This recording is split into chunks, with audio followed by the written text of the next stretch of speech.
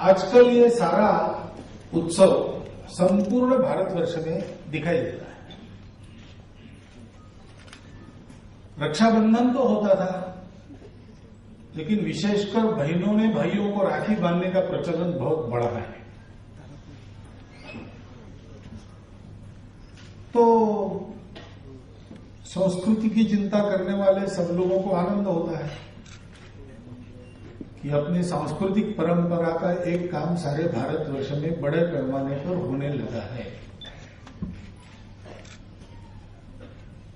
परंतु बाहर से दिखने वाली कृति होने से समाधान मानना ठीक नहीं रहेगा, क्योंकि कृति तो आदत से भी होती है, परंपरा से होती है। कृति के पीछे विचार है, सोच समझकर कृति की जा रही है। संकल्प पूर्वक किसी एक लक्ष्य को पाने के लिए कृति की जा रही है, तब वो फलदायी होती है। केवल पीछे से चलता आया है इसलिए करने वाला अगर कोई है तो मेहनत तो होती है, कृति होती है तो मेहनत होती ही है, लेकिन फल प्राप्त नहीं होता।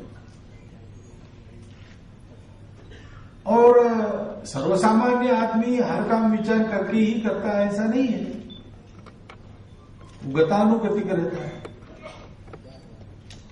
गतानुगतिक यह शब्द कई बार हमने इस प्रकार बिना सोचे समझे, पिताजी ने किया इसलिए कर रहा हूं, दादाजी ने किया इसलिए कर रहा हूं, ऐसा कहने वालों के लिए लगभग सभी भाषाओं में चलता है,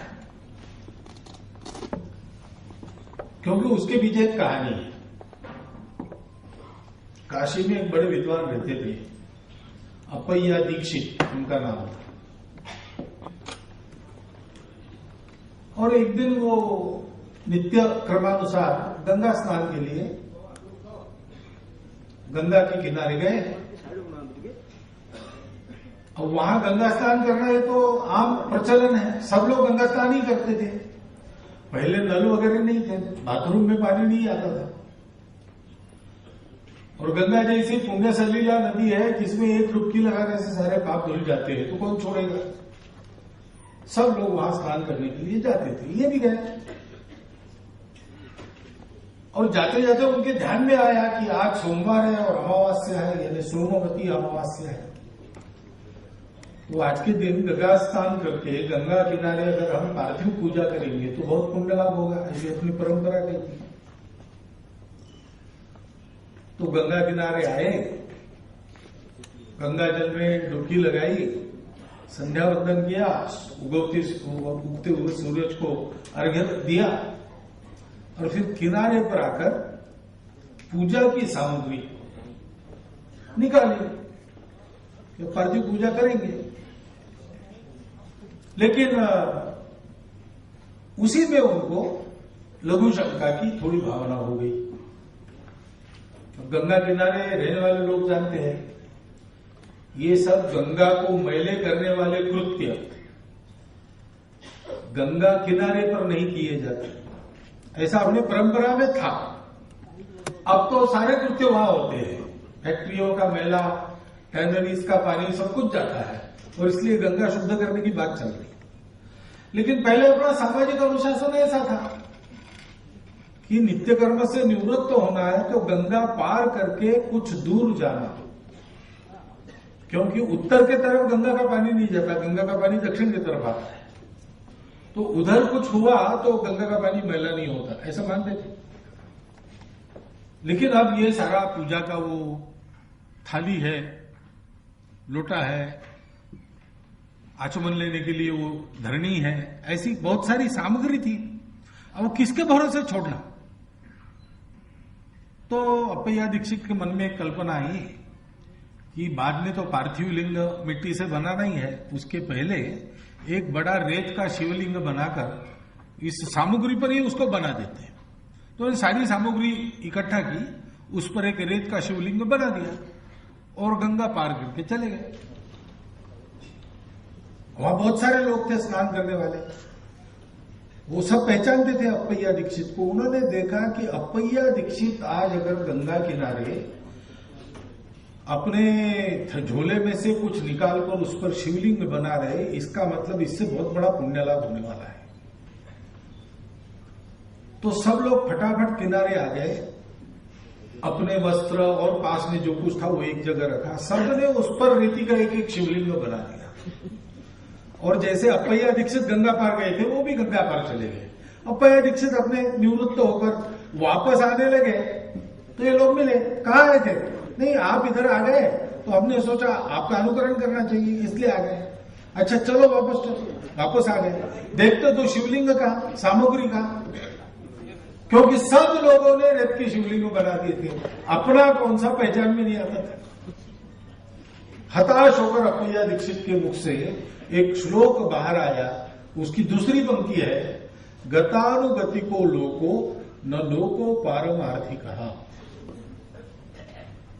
लोग अच्छा काम भी करते हैं तो भी चलते आया है इसलिए करते, पारमार्थिक भाव से नहीं करते। और इसलिए इतने सारे कर्म पूजा भारतवर्ष का लगभग प्रत्येक व्यक्ति करते रहता है जीवन में, लेकिन सबको मुक्ति नहीं मिलती, मोक्ष नहीं मिलता। और इसलिए कृति के पीछे विचार कौन सा है, भाव कौन सा है, इसका महत्व है।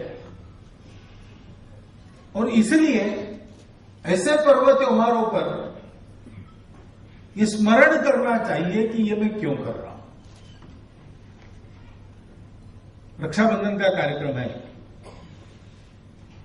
अपने यहां पर परंपरा से चलते आए हुए आने वाले इतने पर्व है कि रोज हम उत्सव मना सकते, परंतु कुछ उसमें पर्व ऐसे हैं जिनका सामाजिक महत्व है। बिल्कुल वर्ष के प्रारंभ में जो आता है वर्ष प्रतिपदा, उसका सामाजिक महत्व है।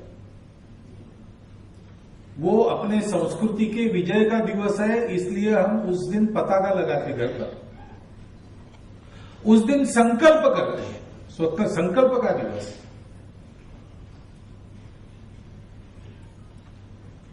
दूसरा, परंपरा से जो चलता आया है, एक नया शुरू किया है, वो मुझे मालूम है, उसको हम हिंदू साम्राज्य दिवस कहते हैं। शिवाजी महाराज के राज्याभिषेक का दिवस, क्योंकि अब तक हुए आक्रमणों से अत्यंत भिन्न ऐसा एक आक्रमण देश पर हुआ था, उससे लड़ते लड़ते और उसका उपाय मिल गया। अनेक लोगों ने प्रयोग किए, अनेक लोग लड़े, लेकिन पहला प्रयोग सफल हुआ शिवाजी महाराज का। इसलिए उसको फिर से इस देश में, इस देश के संस्कृति के पहचान के आधार पर सारे तंत्र की पुनर्स्थापना का वो प्रारंभ है। ऐसे ही एक महीना पहले गुरु पूर्णिमा सारे देश में हुई, और ये चौथा रक्षाबंधन है, पांचवा विजयादशमी, छठवां मकर संक्रांति। इनका सामाजिक राष्ट्रीय महत्व है, सांस्कृतिक महत्व के साथ साथ। आज का अपना रक्षाबंधन है, हम राखी बांधते हैं, रक्षा सूत्र उसको कहते हैं। और अगर बहन भाई को राखी बांधती है तो बहन भी समझता है, बहन भी समझती है, भाई भी समझता है कि राखी इसलिए बांधी जा रही कि जो मुझे राखी बांध रहा है उसकी मैं रक्षा करूं। बहन की रक्षा भाई करता है। जहां भाई बहन का ये कार्यक्रम नहीं होता था, वहां पुरोहित तो अपने यजमानों के पास जाकर रक्षा सूत्र बांधता ही था, मंत्र कहता ही था, ये न बद्धो बलिर राजा दानवेंद्रो महाबला तेनम त्वाम प्रतिबद्धामि रक्षेमाचदमाचद। मैं तुमको बांध रहा हूं। क्यों? पुरोहित यजमान को कहता है कि ये मेरी रक्षा है, तुम मेरी रक्षा करो, मैं तुम्हारा हित करूं। ये रक्षा क्यों चाहिए? और रक्षा किसकी चाहिए? व्यक्ति की चाहिए क्या? व्यक्ति को सुरक्षित कौन कर सकता है? कितना भी बचे, अंत में तो मरेगा ही, प्रत्येक व्यक्ति मरेगा। सुखपूर्वक जिएगा तो भी मरेगा, दुखपूर्वक जिएगा तो भी मरेगा। तो अगर मरना ही है तो डरना किसको? खाने वाला भी मरता है, भूखा रहने वाला भी मरता है, अमीर भी मरता है, गरीब, सब लोग मरते हैं। तो फिर डरना क्या है? ऐसा नहीं सोचते लोग। क्यों? क्योंकि केवल व्यक्ति की रक्षा का यह प्रश्न नहीं है। व्यक्ति जिनसे बनता है उन बातों की रक्षा का प्रश्न है। शरीर, मन, बुद्धि, ये तो दिखता ही है सबको। प्रत्येक व्यक्ति जानता है मेरा शरीर है, शरीर की आवश्यकता है, वो बोलती है तो उसको पूरा करना पड़ता है। मन की आवश्यकता है, वो भी बोलती है, उनको भी पूरा करना पड़ता है। बुद्धि की आवश्यकता है, बोलती है, उसको भी पूरा करना पड़ता है। इसलिए इसको सब लोग जानते हैं। उनकी आवश्यकताओं को भी पूरा करना है तो भी। और एक बात है जो बोलती नहीं है लेकिन ध्यान में आती है, और उसको पूरा किए बिना व्यक्ति व्यक्ति नहीं होता। क्योंकि व्यक्ति क्या है? केवल शरीर, मन, बुद्धि से जो व्यक्त होता है वो व्यक्ति नहीं है। व्यक्तित्व विकास का प्रयास करते हैं। तो क्या प्रयास करते हैं? हमारे यहां ऐसा कहा गया है कि शरीर, मन, बुद्धि से परे अंदर में कोई है जो अपना वास्तविक स्वरूप है। वास्तविक स्वरूप के प्रकाश का शरीर, मन, बुद्धि के द्वारा व्यक्त होना, ये जो कर सकता है वो व्यक्ति है। भगवान अंदर बैठा हुआ व्यक्त होता है। भगवान सबके अंदर है। हमारे यहां तो भगवान केवल मनुष्य के अंदर है ऐसा नहीं मानते। दुनिया में मत है, ऐसा मानते हैं कि आत्मा केवल मनुष्यों में ही होता है, और मनुष्यों में भी पुरुषों में ही होता है, महिलाओं में नहीं होता। ऐसा मानने वाले मत है। मत अपने अपने जगह है। हमारे यहां तो ऐसे माना जाता है कि कण कण में ईश्वर है। कोई अन्यायी, अत्याचारी, जुल्मी राजा अगर पत्थर के खंबे को भी लात मारेगा तो उसमें से भी भगवान प्रकट होता है। भगवान सर्वत्र है, लेकिन अंदर के भगवान को अपने चरित्र के द्वारा व्यक्त करने का सामर्थ्य किसका है? कुत्ता बिल्ली नहीं कर सकता। उनके अंदर भी है भगवान, उनके अंदर भी है। पशु, पक्षी, पेड़, पौधे, सब में भगवान है। परंतु अपने अंदर के भगवान को व्यक्त करना, और इतनी मात्रा में व्यक्त करना कि करनी करके नर का नारायण हो जाना, यह सामर्थ्य किसका है? यह सामर्थ्य जिसका है उसको मनुष्य कहते हैं। उसी को मनुष्य कहते हैं। ये जो नहीं कर सकता, जिसमें ये गुण नहीं है, उसको प्राणी कहते हैं। प्राण है उसमें, लेकिन वो मनुष्य नहीं है। मन है उसमें, कम ज्यादा मात्रा में है, लेकिन वो मनुष्य नहीं है। मनुष्य का मन मन क्यों? क्योंकि वो मन जैसे बंधन का कारण बनता है, वैसे वो मुक्ति का भी कारण बनता है। मन एव मनुष्यानाम कारणम बंध मोक्ष की,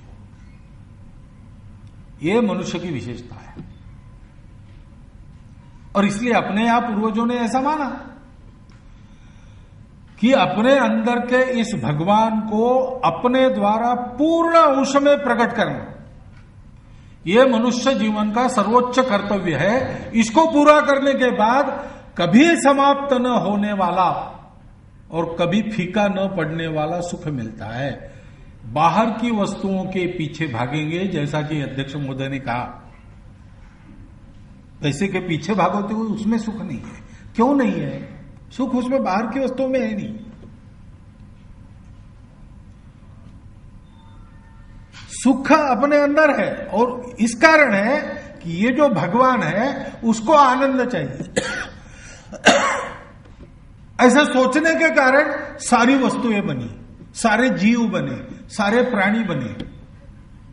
तो उसमें आनंद कहां से आ गया? उसी का आनंद। उसको जो आनंद चाहिए अपनी मनोरंजन के लिए उसने जो उत्पन्न किया है, उसका उद्गम वही है। उसको पालो तो सब कुछ मिलेगा, और वो बाहर नहीं होता, वो अपने अंदर है। रसगुल्ला खाओ, 5 खाओगे, 10 खाओगे, कितना खाओगे? आनंद हो है। रसगुल्ले में सुख है, ऐसा हम मानते हैं। 100 खाएंगे, 200 खाएंगे, कितने खाएंगे? इससे ज्यादा। फिर ना कहेंगे तो लोग आग्रह करेंगे और 100 खाएंगे। 300 के बाद रसगुल्ला सामने लाया तो उल्टी हो जाएगी, क्योंकि सुख उस रसगुल्ले में नहीं। अर्थशास्त्र भी कहता है law of diminishing marginal utility. ये यूटिलिटी डिमिनिश कैसे होती है? क्योंकि यूटिलिटी की कल्पना हमने की है, वो रसगुल्ले की नहीं है, और इसलिए उसको पाना है। लेकिन कैसे? उसका प्रकाश पूर्ण फैलाना है। कोई लालटेन है, उसके अंदर प्रकाश है, उसको पूर्ण मात्रा में बाहर फैलाना है। तो क्या करना पड़ेगा? जो लालटेन का कांच है वो बिल्कुल साफ सुथरा होना चाहिए, वो रंगीन नहीं होना चाहिए। लाल रंग का कांच है तो अंदर की ज्योति लाल दिखेगी, हरे रंग का है तो हरी दिखेगी। उसका अपना रंग नहीं होना चाहिए, उस पर मैल नहीं होना चाहिए। मैल हो जाएगा ज्योति धीमी पड़ जाएगी। तो वैसे हमारे पूर्वजों ने सोचा कि अगर ऐसा है, अंदर के प्रकाश को पूर्णतः व्यक्त करके नारायण बन जाने से कभी समाप्त न होने वाला और सदा समान रहने वाला, फीका न पड़ने वाला सुख मिलता है, और उसके लिए बाहर के कांच को, जिसमें से ये प्रकाशित होना है, शरीर मन बुद्धि को बिल्कुल साफ सुथरा और अपना कोई रंग न होने वाला बनाना है, तो उसके लिए संस्कार करने पड़ेंगे, मांजना पड़ेगा, और ये रोज करना पड़ेगा। उसके लिए उन्होंने एक संस्कारों की पद्धति बनाई, जिससे हमारे देश का एक स्वभाव बन गया। वो संस्कृति है। मनुष्य अपने अपने स्वभाव को लेकर उन्नत होता है तो वो उसकी उन्नति उसको सुख देती है। मनुष्य अगर स्वभाव को छोड़कर सुख की सारी बाहरी वस्तुएं पाता है, वो सुखी नहीं होता। जंगल में रहो, जंगल में दर दर भटक के शिकार खोजो, शिकार करके उसको मार के खाओ, बाद में 15 दिन में नहीं मिली तो 15 दिन भूखे रहो। बाद में शिकारियों का डर है, इसका डर है, उसका डर है, मैं शिकार करता हूं, मेरी भी शिकार कोई करेगा। ऐसे डर में सदा जंगल में जीना, न कोई घर है, न कोई वस्त्र है, कुछ नहीं है। ये क्या सुख का जीवन है क्या? नहीं, ये सुख का जीवन नहीं है। सब लोग ऐसे ही कहेंगे। ठीक है, ऐसा एक शेर था जो ऐसे ही जीता था दुख में। मनुष्य को बड़ी दया आई, उसको उठाया, वहां से पकड़ा और सर्कस में लाया,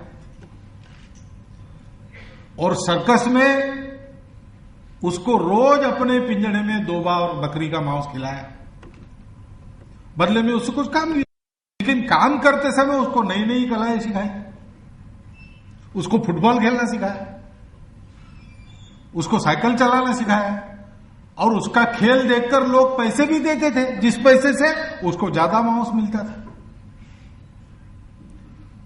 तो अगर आंख मूंदकर हम देखेंगे कि यहां घर है, नियमित रोजगार है, नई नई कलाएं सीखने के अवसर है, और घर बैठे रोज खाने की गारंटी है, तो क्या जंगल का शेर उस सर्कस में सुखी होगा?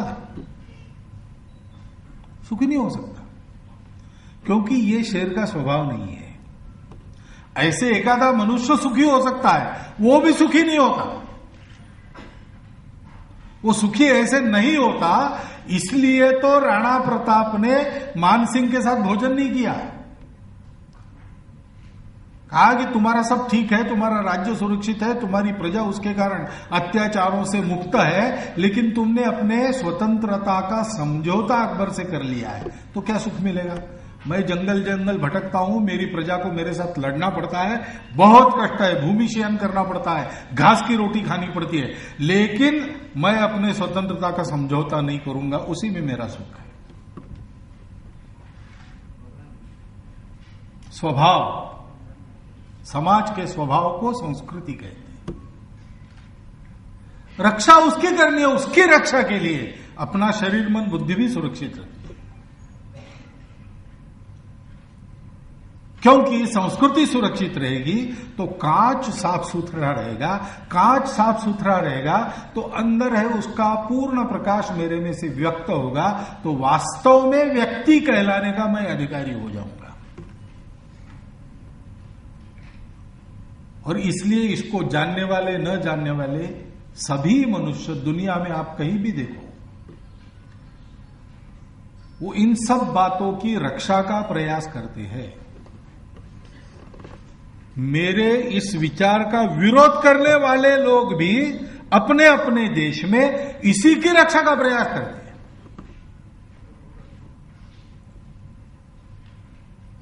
भी जगतीकरण, ग्लोबलाइजेशन की हवा चल रही है ऐसा कहते हो, लेकिन अमेरिका में जाओ, आपको वहां का अगर नागरिक बनना है तो आपको अमेरिका का इतिहास पढ़ना पड़ता है। अमेरिका के विचारों का अनुकरण करने का दावा करने वाले लोग हमारे देश में बताते हैं कि इतिहास वगैरह सब फालतू है, इतिहास से पैसा नहीं मिलता, जिससे पैसा नहीं मिलता वो फालतू है, इसलिए इतिहास पाठ्यक्रम से बंद करो। अगर है ही तो विकृत इतिहास भरो, ताकि लोग चुपचाप मुंडी नीचे डालकर जिसकी नौकरी करनी पड़ती है उसकी नौकरी करते रहे। लेकिन उनके देश में क्या है, वहां आपको अमेरिका का इतिहास मालूम करना पड़ता है, फाउंडिंग फादर्स का चरित्र पढ़ना पड़ता है, उसकी परीक्षा होती है, उसमें पास होने पर आपको वहां का नागरिकत्व मिलता है, नहीं तो नहीं मिलता है। क्या है भाई, अब्राहम लिंकन का नाम नहीं सुना तो क्या बिगड़ता है, अमेरिका में रह सकते हैं। डॉक्टरी करने के लिए अब्राहम लिंकन का चरित्र नहीं चाहिए। कोई पेशेंट अब्राहम लिंकन के चरित्र के अनुसार ठीक नहीं होने वाला। डॉक्टरी विद्या बहुत अच्छी आती है, अपना काम ठीक कर सकता है, अमेरिका में रह सकता है वहां का नागरिक बनकर, नहीं रह सकता। डॉक्टरी आना अच्छी बात है, उसके लिए हमको चाहिए ये आदमी अच्छा डॉक्टर है, लेकिन उसको अब्राहम लिंकन का चरित्र मालूम चाहिए, नहीं तो ये अमेरिका का आदमी नहीं बन सकता। क्यों नहीं बन सकता? क्योंकि समाज का स्वभाव, उसका प्रतीक है अब्राहम लिंकन। और इसलिए समाज के विकास की पहली शर्त है सुरक्षा। जो सुरक्षित नहीं है उसका विकास भी नहीं होता। सुरक्षित नहीं है वो कहां विकास पर ध्यान दे सकता है? उसको तो आए दिन अपने जान को बचाने की पड़ी है, उसी की व्यवस्था करते करते उसका समय और उसके साधन समाप्त हो जाते हैं। विकास की बात ही नहीं कर सकते। सुरक्षा चाहिए, सुरक्षा चाहिए तब विकास होगा। विकास की पहली सीढ़ी है सब मामलों में सुरक्षा।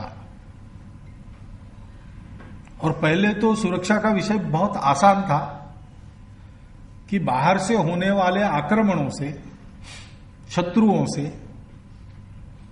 जीव जंतु जंगल के लेकर तो मानवीय शत्रु, इनसे सुरक्षा, और बीमारियां, रोग, पर्यावरण की उथल पुथल, उसमें से सुरक्षा। बस सुरक्षा का विषय समाप्त। पक्का सुरक्षित घर चाहिए, घर की रक्षा करने वाले, हाथ में तलवार लेकर पहरा देने वाले अच्छे लड़ाकू लोग चाहिए, तो मैं सुरक्षित हूं। लेकिन अब ऐसा नहीं रहा। अब आदमी ने देखने के लिए तो तलवार छोड़ दी, लेकिन तलवार से ज्यादा घातक अस्त्र शस्त्र बनाए, और बिना हाथ में तलवार लिए दूसरों को जीतने के तरीके भी बनाए। अपने ही देश में बैठे आपके सरकार में एक भी आदमी अपना न रखते हुए वो आपके ही सरकार के द्वारा आर्थिक बंधनों से आपको पराजित कर सकते हैं।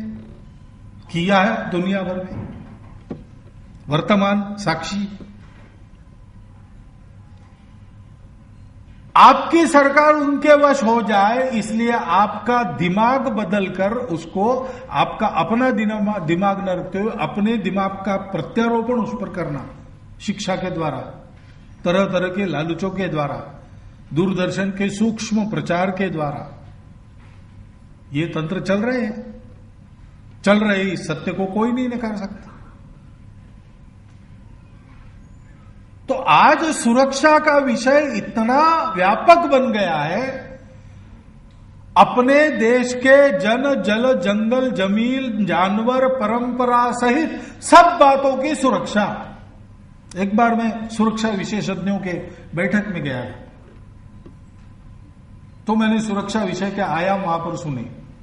खाद्यान्न सुरक्षा, ये भी अपने राष्ट्र की सीमा सुरक्षा से विषय संबंधित है।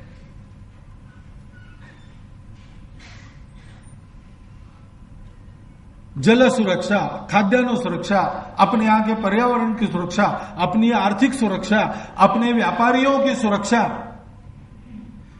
इनमें से किसी भी एक दरवाजे में छेद होने के बाद शत्रु उसमें से अंदर घुस सकता है। ये जमाना धर्म युद्ध का नहीं है, ये ट्रोजन हॉर्स वाला जमाना है उनके पुराणों के अनुसार, छद्म युद्ध का जमाना। और इसलिए सुरक्षित होने के लिए कितनी बातों का विचार करना पड़ता है। हर एक छोटी बड़ी बात आंख में तेल डालकर देखनी पड़ती है। कहीं इससे कहीं का हमारा दरवाजा तो खुल नहीं रहा शत्रुओं के लिए। व्यक्तियों से लेकर नीतियों तक इसका विचार करके चलना पड़ता है। इतना बड़ा यह सुरक्षा का व्यापक विषय है। और इसलिए दुनिया में हम देखते हैं कि सुरक्षा वालों की और विकास वालों की लड़ाई होती रहती है।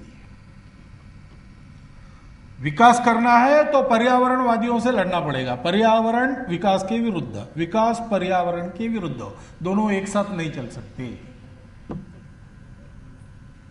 पैसा चाहिए तो नीति छोड़नी पड़ेगी, नीति चाहिए तो दरिद्री रहना पड़ेगा, क्योंकि समृद्धि और संस्कार संस्कृति एक दूसरे के विरोधी है।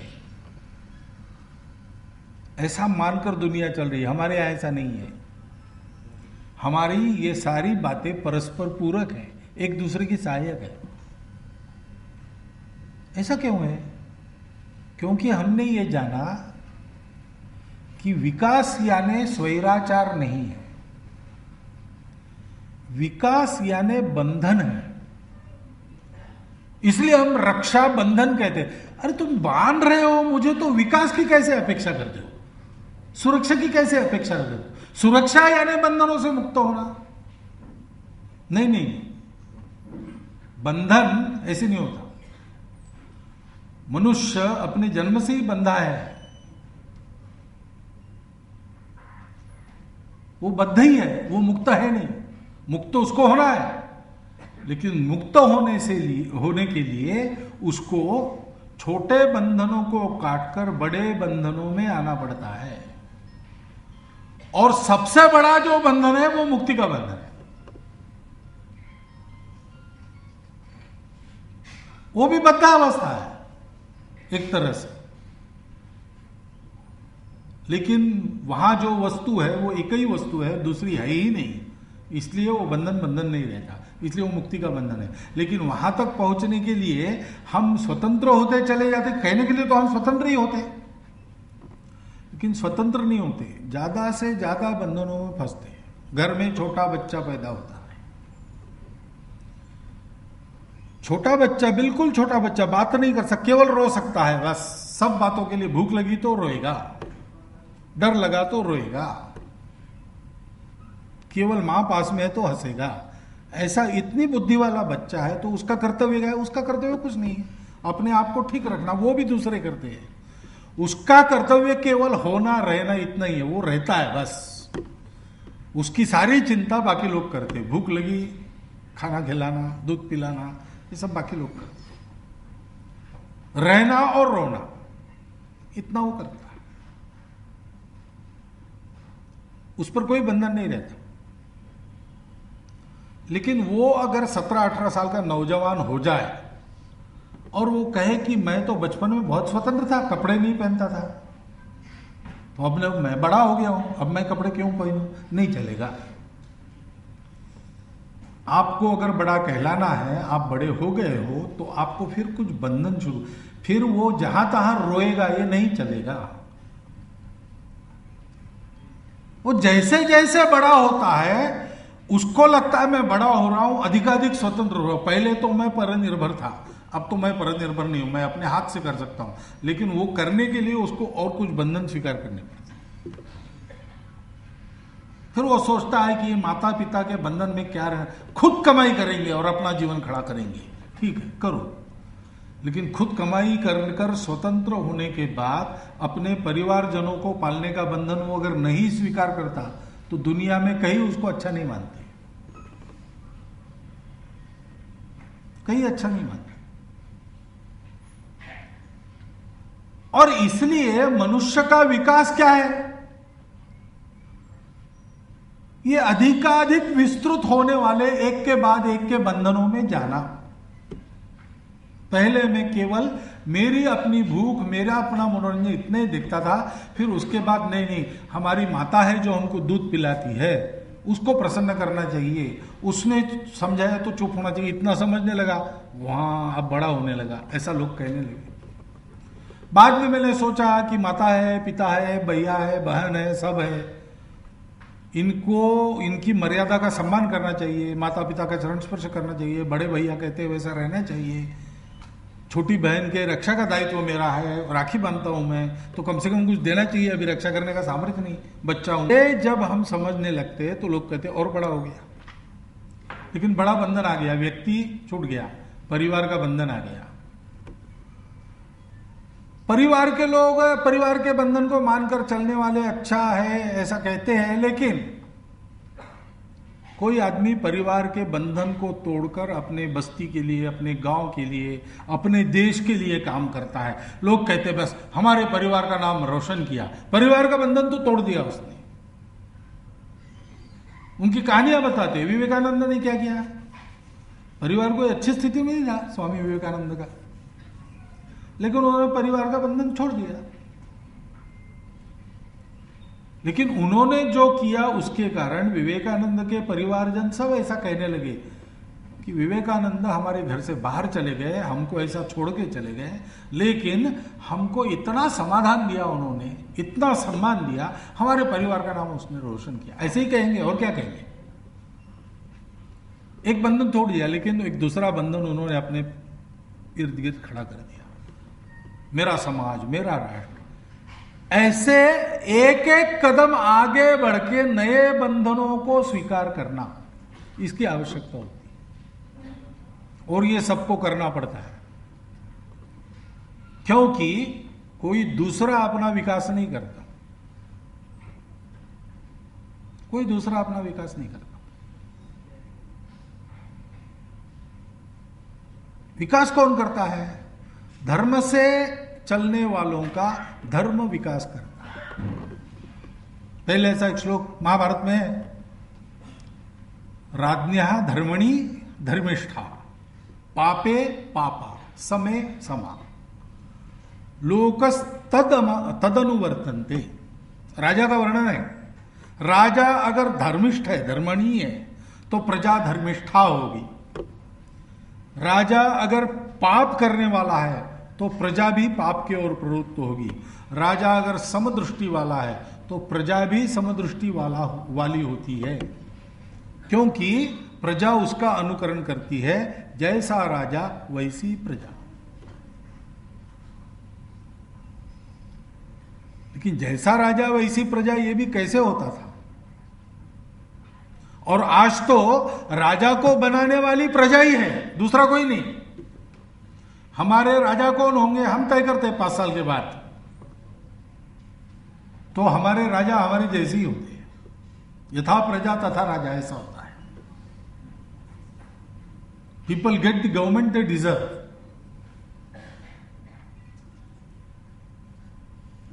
और इसलिए अगर हमको सुरक्षा चाहिए, और अगर हमको विकास चाहिए, और अगर हमको ये एक साथ चाहिए जो दुनिया में एक साथ नहीं मिलता,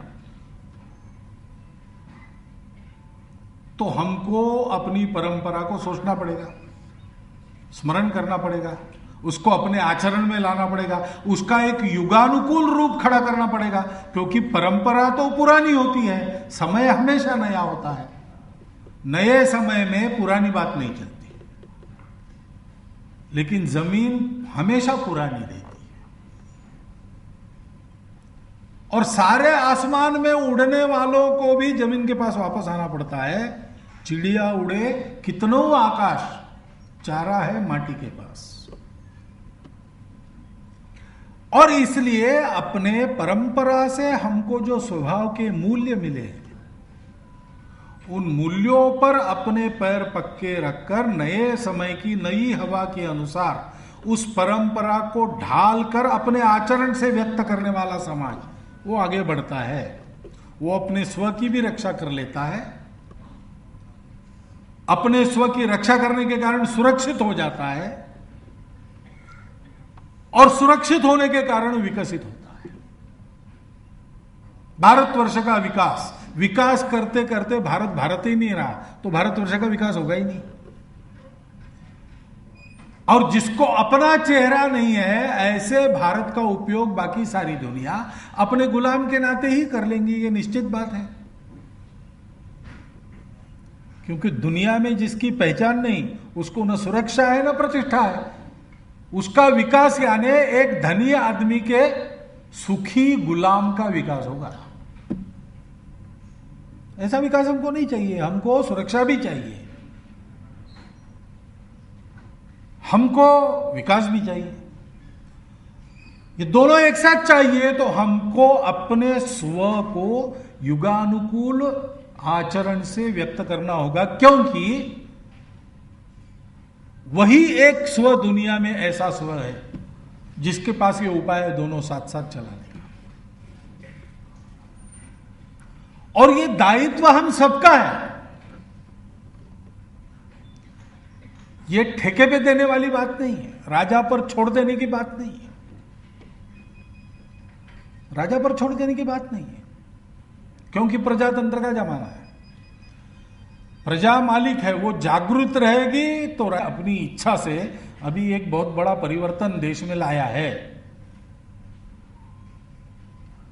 लेकिन किसने लाया है? लोगों ने लाया है अपनी इच्छा से। लोग नहीं चाहते तो वही लोग, वही पार्टियां आगे नहीं आ सकती।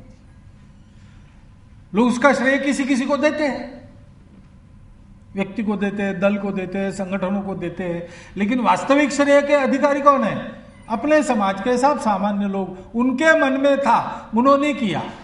वो सब संगठन पहले भी थे, वो सब व्यक्ति भी पहले थे, वो दल भी पहले थे। अब तक नहीं हुआ। अब क्यों हुआ? अब लोगों के मन में आया इसलिए हुआ। और इसलिए लोग जो है, प्रजा है, सामान्य आदमी है, हम सब लोग हैं। हम कितने जागरूक हैं इस पर निर्भर करता है। और हमको यह समझना पड़ेगा कि ये दायित्व अगर हमारा है तो उस विकास के लिए, सुरक्षा और विकास को एक साथ पाने के लिए हमको बंधन में रहना पड़ेगा। बंधन में रहना पड़ेगा। भुवनेश्वर का ट्रैफिक अगर ठीक चलना है तो सबको राहदारी के नियमों का बंधन पालन करना पड़ेगा। जिसका वाहन बड़ा है और गतिमान है वो कहेगा कि मुझे पहले रास्ता, वो नहीं चलेगा भाई। जैसा नियम है वैसा चलो। वैसा जब नहीं होता तब जाम हो जाता है। उसका भी अनुभव हम करते हैं। मैं नागपुर में रहता हूं, तो नागपुर में एक चौराहा है, वहां न बत्ती है न पुलिस कभी रहता है। अब जहां बत्ती है पुलिस है, वहां तो धाक से कुछ तो ठीक रहता है। लेकिन वहां क्या होता है कि सब लोग और सब वाहन एक साथ जाने की इच्छा रखते हैं और चारों ओर से सब लोग जाने के लिए बढ़ते हैं। इसलिए कोई कभी कहीं भी नहीं जाता, वहीं जाओ, वहीं खड़ा है। सब प्रयास कर रहे हैं अपनी दिशा में आगे बढ़ने का, लेकिन कोई बढ़ नहीं पाता, क्योंकि अपने बढ़ने से ही वो जाम को और पक्का कर देते। हमेशा उस चौराहे से गुजरना है तो 10 मिनट ज्यादा लेके चलना पड़ता है। अभी तो 10 ही मिनट है। पता नहीं हावड़ा ब्रिज जैसा कभी हो जाएगा। पहले था हावड़ा ब्रिज, आजकल नहीं होता, ऐसा सुना। क्योंकि पहले वहां 1-1 घंटा 2-2 घंटा लग जाता था कलकत्ता में। ये क्यों होता है? थोड़ा कभी रास्ते के एक तरफ खड़े होके आप लोगों को देखो, आपको पता चल जाएगा। और उस समय अपना भी याद करो, अपना भी कभी कभी ऐसा हो सकता है, होता भी होगा। सबको जल्दी है, सबको जाना है, मैं पहले जाऊं, ये सबकी इच्छा है। मैं जो रास्ता चुनूंगा उसी पर जाऊंगा, मुझे बाजू होने को कोई ना कहे तो भी मैं होऊंगा नहीं। ऐसा सब करेंगे तो कैसे चलेगा? राहदारी ठीक नहीं रहेगी। जीवन में सब बातें ऐसी है, सबको मिले अगर ऐसा है तो सबको बंधन में रहना। केवल मैं अकेला रहता दुनिया में, आदम और हवा का जमाना रहता, 2 ही लोग हैं, तो सारी दुनिया खुली पड़ी है, तो कोई चिंता नहीं थी, तब धर्म वगैरह की कोई आवश्यकता नहीं थी, ये था ही नहीं कोई और। अब ऐसा नहीं, हम सब लोग हैं और सबको सुखी होना है, और सबको सुखी हुए बिना हम सुखी नहीं हो सकते, ये भी पक्की बात है। सब सुखी नहीं होंगे तो हम सुखी होंगे क्या? नहीं। कुछ लोग अमीर हो जाएंगे और कुछ लोग गरीब रहेंगे, तो कभी ना कभी गरीबी की जो आग है वो मन में द्वेष पैदा करेगी, चिढ़ पैदा करेगी, उसका एक विस्फोट होगा, विस्फोट सबको झेलना पड़ेगा। सारी दुनिया सुखी हो, यही सुखी होने का एकमात्र रास्ता है। लेकिन सारी दुनिया सुखी हो ऐसा अगर होना है तो आपको अपनी सब बातों पर बंधन लाना पड़ता है, अपनी आवश्यकताओं पर भी बंधन लाना पड़ता है, अपने अहंकार, दूसरों की स्वतंत्रता की रक्षा करने के लिए अपनी स्वतंत्रता का आपको संकोच करना पड़ता है। थॉमस पेन नाम का एक अमेरिकन आदमी, यानी विद्वान था, उसका एक प्रसिद्ध वाक्य है कि अपना हाथ चाहे जैसे घुमाने के लिए मैं स्वतंत्र हूं, लेकिन मेरे हाथ की स्वतंत्रता की मर्यादा है तुम्हारे गाल तक।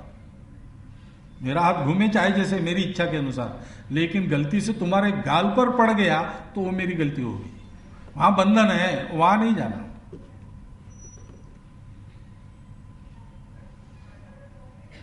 ये स्वयं समझना, स्वयं इसको समझाते हैं, स्वयं समझते हैं और ऐसा आचरण करते हैं तो कहते हैं कि ये लोग धार्मिक है। और जब सारी दुनिया ऐसी थी तब किसी राजा की आवश्यकता नहीं थी, उस स्थिति का वर्णन है अपने आप।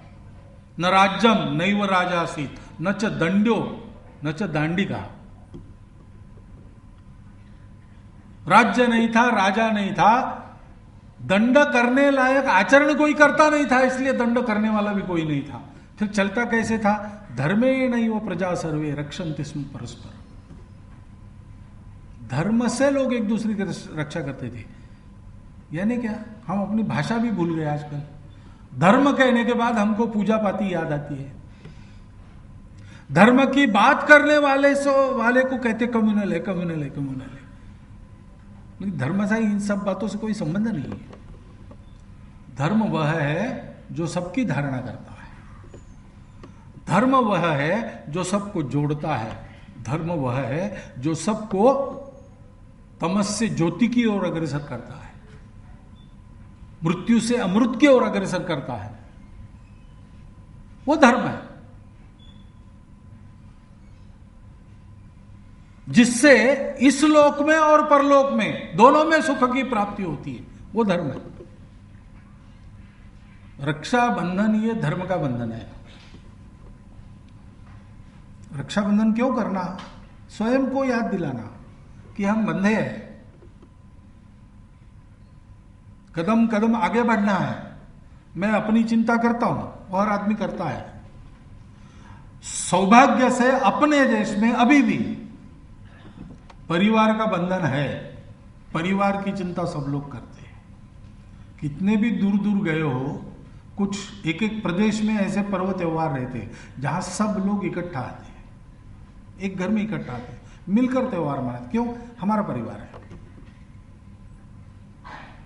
परिवार का बंधन भी है। अगला कदम कौन सा है? अगला कदम है राष्ट्र। हमारा राष्ट्र है, जो राष्ट्र सारी दुनिया को विकास और सुरक्षा दोनों एक साथ दे सकता है। मनुष्य की स्वतंत्रता और कर्तव्य का बंधन दोनों का मेल बना सकता है। शरीर मन बुद्धि को एक साथ सुखी करके आत्मा की ओर चला सकता है। मनुष्यों के समाज नामक समूह और सारी सृष्टि का विकास एक साथ करते हुए सारी सृष्टि को परमेष्टि की ओर बढ़ा सकता है। वो धर्म हमारे पास है, वो संतुलन हमारे पास है, वो कला विद्या हमारे पास है।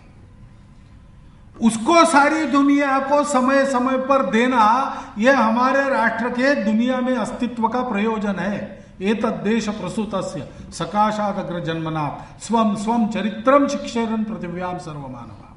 इसके लिए हमारा राष्ट्र है। हमारा राष्ट्र दुनिया पर एक बाजार का डंडा चलाने के लिए नहीं है। हमारा राष्ट्र दुनिया में अपने साम्राज्य की भूमि का विस्तार करते हुए लोगों की संस्कृति बदलकर सबको अपने रंग में रंगने के लिए नहीं है।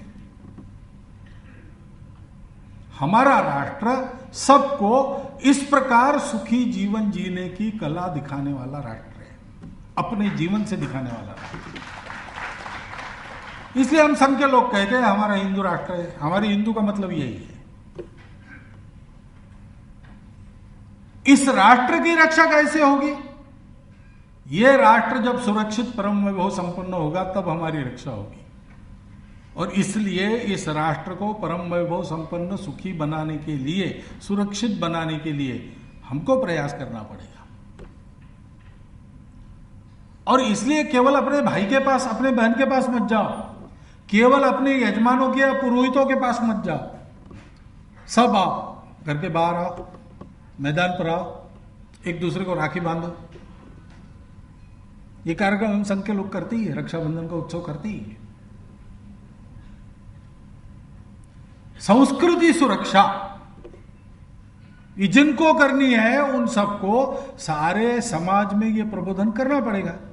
और संस्कृति सुरक्षा होनी चाहिए, ऐसा जिन जिन लोगों को लगता है उनको ये समझना पड़ेगा और अपने से प्रारंभ करना पड़ेगा। उसका स्मरण है ये। अपने घर में भी आप रक्षाबंधन करते समय ध्यान रखना कि मेरे अपने जीवन का प्रयोजन क्या है, मेरे परिवार का प्रयोजन क्या है। मेरा अपना जीवन और मेरा परिवार, उसका जीवन सुखी समृद्ध और सुरक्षित कब होगा? जब इस राष्ट्र का जीवन सुखी समृद्ध सुरक्षित होगा।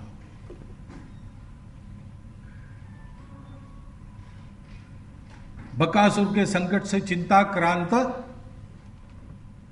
वो एक परिवार वो शोक कर रहा था। पिताजी कह रहे थे मैं जाऊंगा, पत्नी कह रही थी नहीं नहीं नहीं, आप तो सबको दाना पानी देने वाले आप रहो, मैं जाती हूं, बच्चे आपके सुरक्षा की छाया में बड़े हो जाएंगे। तो बड़ी लड़की कहती थी नहीं तो भी मुझे पराये घर में ही जाना है, तो मुझे उस राक्षस को ही दे डालो, मैं वहीं जाके मर जाती हूं, नहीं तो भी आपको दूसरा क्या लाभ है मेरा। और बच्चा छोटा था लेकिन वो कहता था ऐसे कैसे, मेरे होते हुए आपको कौन हाथ लगा सकता है, मुझे एक डंडा दे तो मैं जाके उस राक्षस को मार दूंगा। ऐसा संवाद चल रहा था। कुंती ने सुना, उनके घर में रहती थी। लाक्षागृह से बाहर आने के बाद अज्ञातवास में अपने पुत्रों के साथ उसने कहा हम आपके अतिथि हैं और आपने हमको आश्रय दिया है, भले ही 3 दिन के लिए दिया हो, लेकिन मूल्य तो कुछ नहीं है उसका और मूल्य हो भी नहीं सकता। तो आपके उपकारों का बदला चुकाने के लिए क्या संकट की चर्चा आप कर रहे हैं हमको बताओ, उसका कुछ उपाय अगर मेरे साथ है तो मैं करती हूँ। तो सारी कहानी उसको पता चलने के बाद उसने कहा कि ऐसा करो आप में से कोई मत जाओ, मैं मेरे एक पुत्र को भेज देती हूँ। और बहुत मना के उनको तैयार किया और घर में आके पांडवों को क्या कहती है, 5 पांडवों को बिठाकर कहती है कि जिस बात के लिए तुम्हारा लालन पोषण करके तुमको बड़ा किया था, ऐसा एक कर्तव्य आया है और इसलिए मैं चाहती हूं कोई भीम जाए। पांडवों को बड़ा किया, क्यों किया? केवल अपना राज्य पाने के लिए बड़ा नहीं किया था। समाज पर ऐसे संकट आते हैं तो राक्षस के मुंह पर कौन जाएगा? तो एक परिवार ऐसा था कि जो कहता था मेरा अपना पुत्र जाएगा,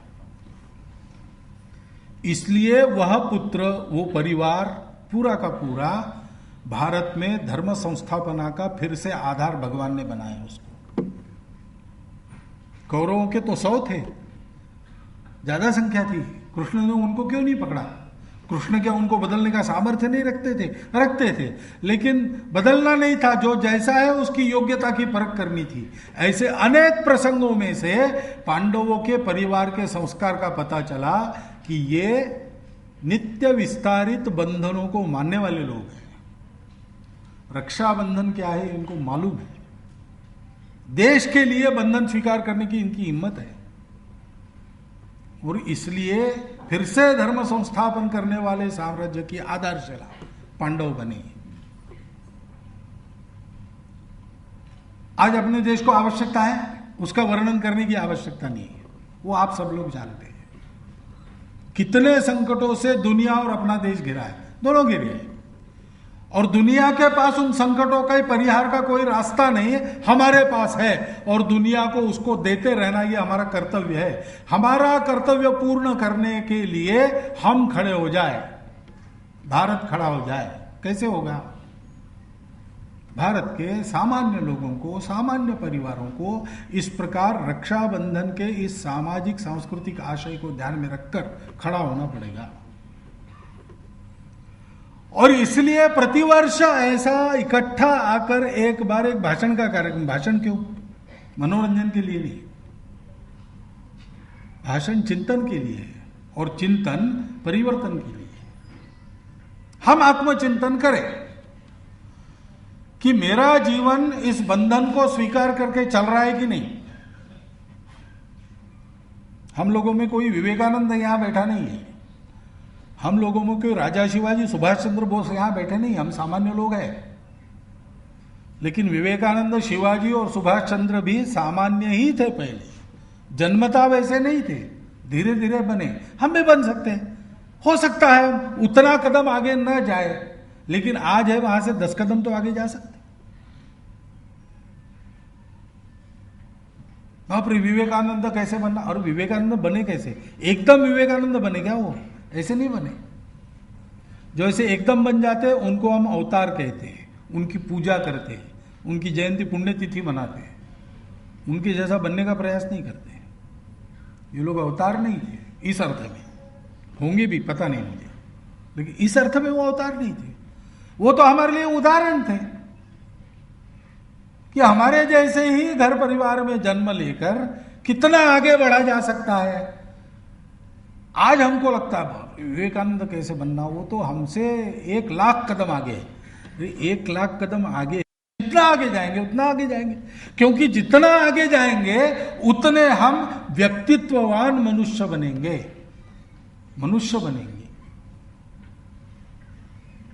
अगर हम घर में बैठे रहे, पीछे रहे, कदम डालना शुरू ही नहीं किया, तो पशुओं में और हम में केवल बायोलॉजिकल डिफरेंस रहेगा, बाकी कुछ नहीं। और वो तो सब प्रकार के जीव जंतुओं में बायोलॉजिकल डिफरेंस है, अलग अलग जनर है, अलग अलग स्पीसीज है। हम केवल इतना ही अंतर रखते हैं क्या? नहीं, हम मनुष्य हैं, हम व्यक्तित्ववान लोग हैं। तो हमको रक्षा के लिए बंधन को स्वीकार करना पड़ेगा। रक्षा के लिए बंधन स्वीकार करने वाले समाज की सुरक्षा भी होती है, विकास भी होता है, प्रतिष्ठा भी होती है। और केवल इतना नहीं, ऐसा होकर वह समाज अन्य समाजों के लिए पथ प्रदर्शक समाज बनता है।